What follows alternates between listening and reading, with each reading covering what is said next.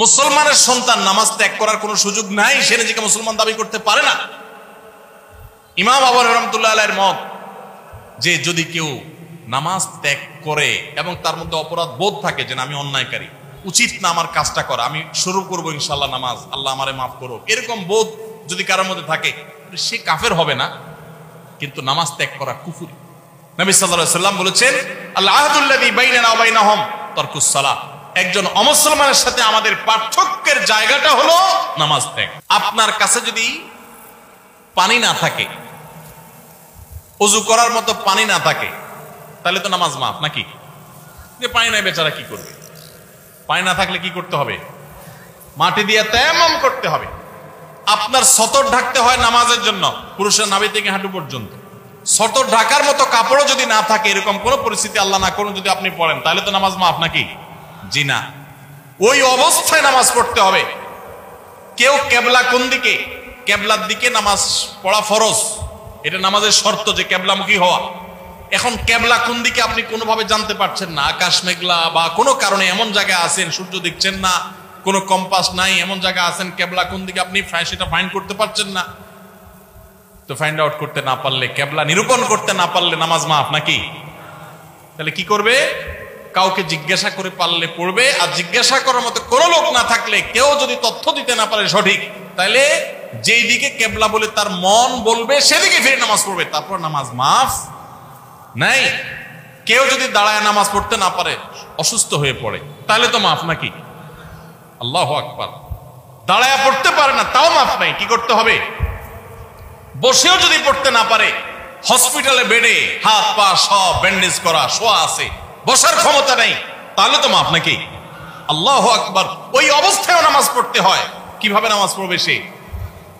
ইশারায়, চোখের ইশারা নামাজ পড়বে, মনে মনে নামাজ পড়বে, যতক্ষণ পর্যন্ত তার সেন্স আছে, হুঁশ আছে। নামাজ মাফ নাই, সেন্স চলে গেছে, বেহুশ হয়ে গেছে, 5, 7, 10 দিন বেহুশ সেন্সলেস চলে গেছে, তাহলে ভিন্ন কথা। সেন্স নাই, তার আর নামাজ নাই। কিন্তু যতক্ষণ পর্যন্ত সেন্স আছে ততক্ষণ পর্যন্ত নামাজ আছে। এই জন্য ভাই, নামাজ ত্যাগ করবেন না। প্রিয় নবী সাল্লাল্লাহু আলাইহি সাল্লাম আপনার আমার প্রাণের নবী, আমরা নবীর ভালোবাসার কথা বলি অনেকেই। শুনেন, নবী সাল্লাল্লাহু আলাইহি সাল্লামের নামাজের ব্যাপারে কি সিরিয়াসনেস ছিল জানেন?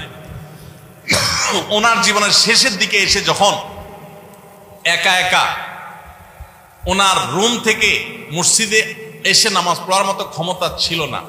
আপনারা যারা মদিনায় গেছেন তারা দেখেছেন, ভিডিওতে অনেকে দেখেছেন, তার যে মিম্বর, সেখান থেকে তার যে কবরটা, এই কবরটাই ছিল তার থাকার কক্ষ। এই দুইটার মধ্যে দূরত্ব কিন্তু সামান্য কয়েক হাত, সামান্য কয়েক হাত। আমাদের যে স্টেজটা আছে, স্টেজের 2 গুণ বা 3 গুণ হবে বড় তো, এতটুকু জায়গা। এই পাশের ঘেরাওটার এক মাথা থেকে আরেক মাথা, এত বড় হবে না, এর অর্ধেক হবে। এইটুকু জায়গা হেঁটে আসার মতো শরীরে ক্ষমতা নাই।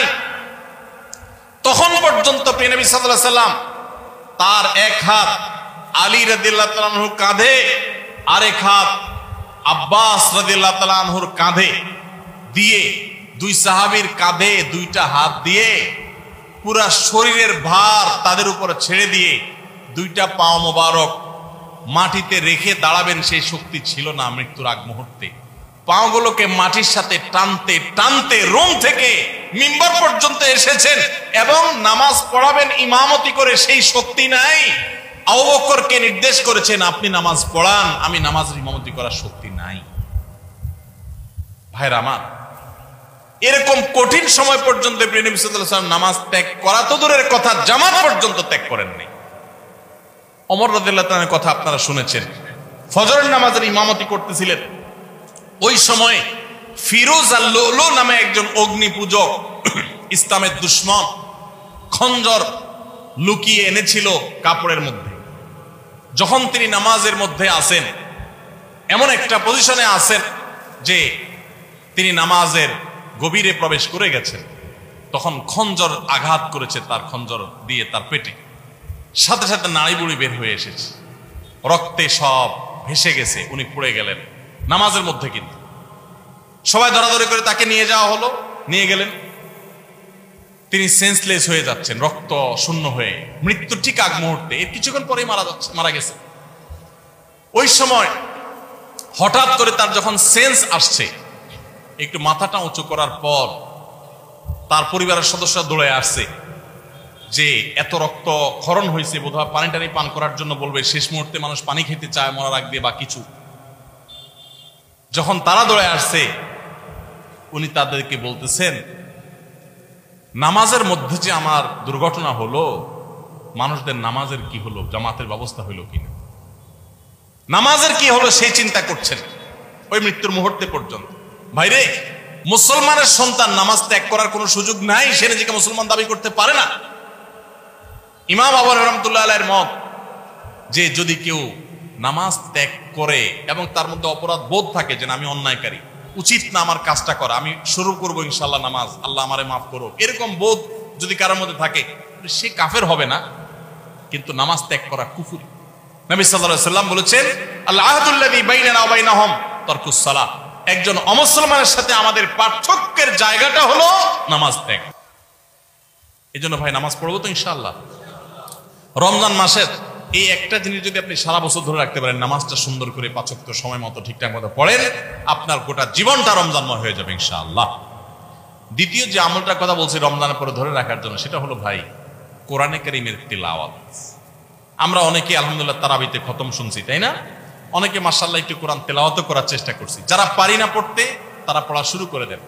আমরা আসুন্নাহ ফাউন্ডেশন থেকে আপনাদের সর্বস্তরের সাধারণ মানুষের কোরআন শেখার সুবিধার্থে আমরা একটা কোর্স রেডি করছি। এটার প্রায় 80% কাজ ইতিমধ্যে সম্পন্ন হয়ে গেছে আলহামদুলিল্লাহ।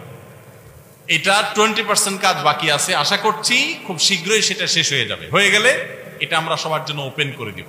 অনলাইনে আপনি নিজে নিজে কোরআন শিখতে পারবেন। তারপর আপনার এলাকার ইমাম মুয়াজ্জিনদের সহযোগিতা নিতে পারলে, ইমাম সাহেবদের সহায়তা নিতে পারলে